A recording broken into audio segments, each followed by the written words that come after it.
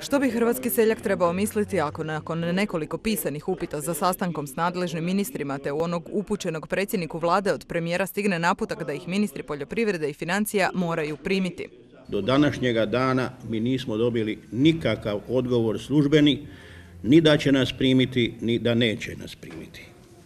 Ali zato smo mi dobili od ministra Jakovine preko Večernjega lista, kaže: Laslo, nemojte me opterećivati marginalcima. Ja se pitam, da li smo mi u udrugi Život marginalci, gdje sjedi stručno vijeće sa doktorima znanosti, magistrima, pravnicima, agronomima, iskusnim seljacima. Ako smo mi marginalci, što je onda gospodin Jakovina i njegovo društvo koje sjedi u ministarstvu, što ima odličnu plaću koju dobiva je od građana Republike Hrvatske, koji kroz porez, kao obaveznici poreza, plaća je ovoj državi. Pita se Laslo je li to doista tako i tko Jakovini i, kako kaže, njegovom društvu osigurava da svaki mjesec dobiju svoju nemalu plaću. Mi danas imamo tako velike probleme da su mnoga obiteljska poljoprivredna gospodarstva blokiranog žiro računa. Blokirani seljak, blokirana država. Propadne li seljak, propašće, bankrotirat će i država. Otkuda će biti novca ako nema proizvodnje? A očito kod nas nema proizvodnje, što je dokaz da i naša prerada, koja se i mesna i mliječna vrši ne sa punim kapacitetom, nego onoliko koliko se uveze. Uvozi se više od 50% u Hrvatsku, što je žalosno.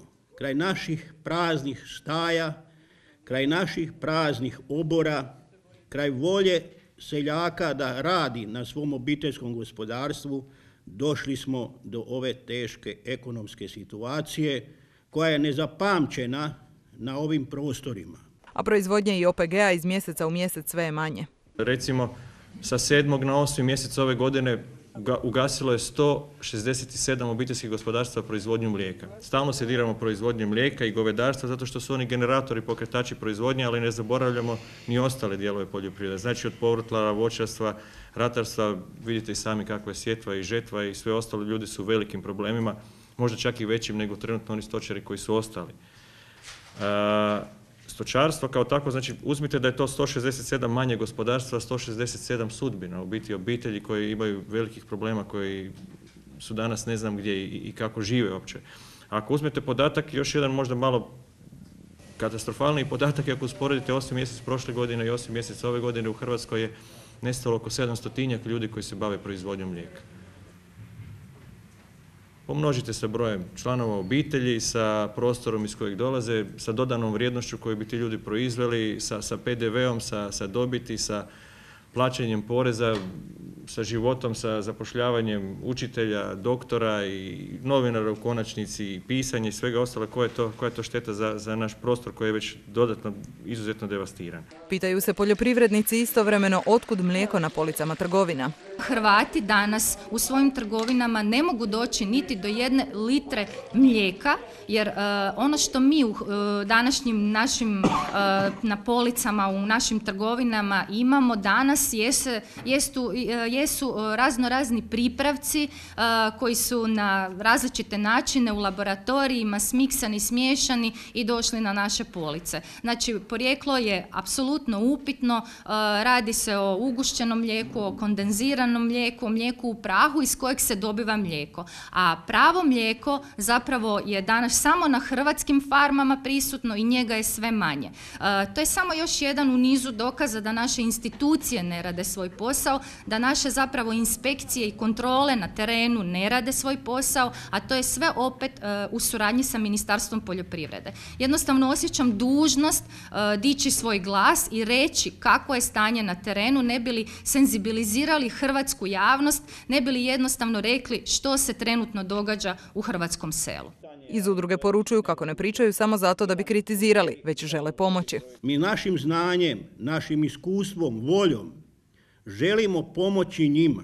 Ako pomognemo njima, onda smo pomogli sebi. Želimo dijalog, to smo rekli na osnivačkoj skupštini, kompromis. Razgovorom rješavati i riješiti ove nagomilane probleme.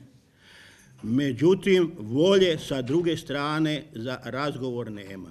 Tako smo nekoliko puta slali konkretne ponude preko javnosti. Tražili smo da bi se proizvodnja pokrenula, da se snizi PDV sa 25% znatno niže kao u zemljama zapadne Europe za sav repromaterijal.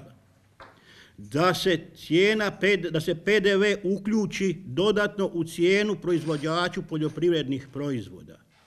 Isto tako smo ove jeseni, da bi kvalitetnija sjetva bila na našim površinama, tražili da se avansno isplati dio poticaja iz Europske unije, što u pravilniku stoji da postoji mogućnost da se to moglo isfinancirati, da je u našem ministarstvu i kod ministra Jakovine bilo razumijevanja i volje za to. Bitno je za našu udrugu da ono što pričamo i što u biti prenosimo u javnost, to i radimo, to i živimo. Znači svatko od nas koji je ovdje živi od toga o čemu mi pričamo. Mi nismo ljudi ex katedra, ne pričamo teoretski o nečemu, jednostavno to osjetimo dnevno u svom poslovanju. I situacija vam je otprilike ovakva. Danas živimo, sutra ko zna da li ćemo imati svoje firme, da li ćemo imati svoje farme i ostalo. Vjerujte mi.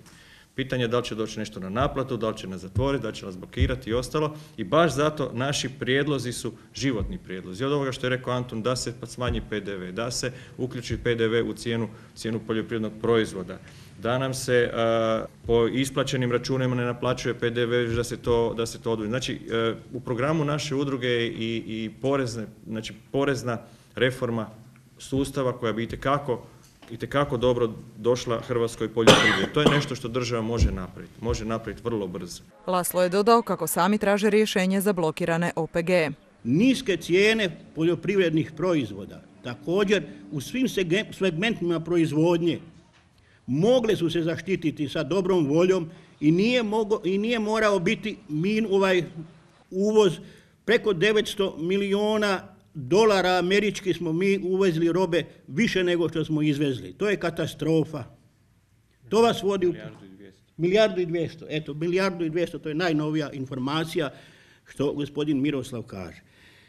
To je katastrofa za nas sve, ne samo za nas koji se bavimo poljoprivrednom proizvodnjom. To je i za naše građane problem veliki, jer kad bude nestala naša proizvodnja sa obiteljskih poljoprivrednih gospodarstava, cijene će itekako divljati u robnim lancima koji su ovdje napravljeni da bi se prodavalo uvozno smeće, sve ono što je nedovoljno kvalitetno, sve ono što je pri kraju svoga već roka i što više se ne može prodati na zapadu, šalje se ovdje na istočni dio Europe našima ljudima da to kupuju.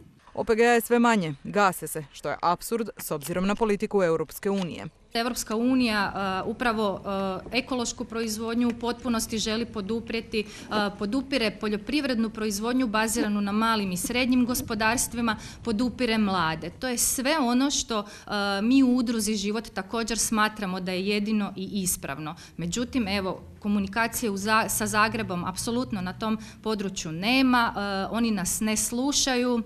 Čak evo mogu se osvrnuti kratko i na ove izjave našeg ministra koje su samo jedna u nizu uvreda koje su usmjerene prema poljoprivrednicima, prema selu, prema ruralnom području. Spomenuti dijalog u udruzi artikuliraju kao jedan od najvažnijih zahtjeva upućenih vladi. Bitno nam je ta isplata potpora i ono što se isto tako sad može učiniti da bi se zadržalo što više ljudi u ruralnom prostoru. I to se može napraviti jednom uredbom Vlade Republike Hrvatske, znači ne velikim promjenama i vremenskim nekakvim ograničenjima, to je promjena uredbe o gospodarskom programu za državno poljoprivredno zemljište. I upravo ovo posljednje kamen je spoticanja mladim ljudima na selu koji žele nastaviti tradiciju svojih obitelji, ali u skladu sa suvremenim pristupom zašto su se i školovali. No sada čini se od toga nemaju ništa. Sad je aktualna izmjena zakona o poljoprivrednom zemljištu. Mi smo napravili naš prijedlog. Nadamo se da će ministarstvo i vlada uvažiti naše prijedloge jer smatramo da je to osnova proizvodnje. Ministarstvo predlaže smanjenje mirnog posjeda sa 20 bodova na 10. Naš prijedlog je da se bodovi za mirni posjed zadrže i znači da i dalje budu 20